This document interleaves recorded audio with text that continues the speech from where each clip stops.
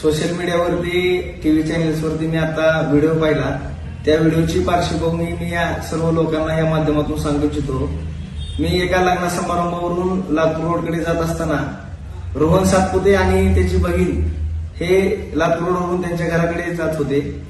जात असताना जाधवर नावाच्या तरुणाने त्यांच्या स्कूटीला कट मारला आणि कट मारल्यानंतर रोहनच्या बहिणीने त्या जाधवर नावाच्या तरुणाला जाब विचारला असता त्या जाधवर नावाच्या तरुणाने त्या भगिनीला खालच्या भाषेत बोलून आरेरावी केली आणि मी तिथून जात असताना हा प्रकार माझ्या निदर्शनास आला.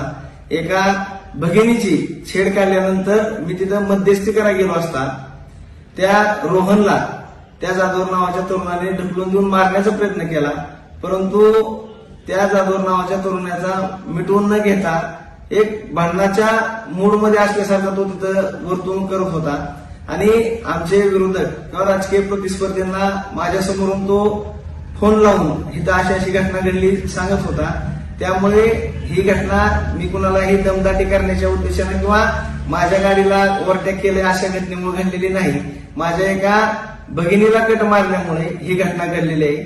तरी सर्व लोकांनी ह्याच्यामध्ये जो काय माझ्याबद्दल व्हिडिओच्या माध्यमातून एकतर्फी बाजू मांडण्याचा हा प्रयत्न चालू आहे विरोधकाकडून,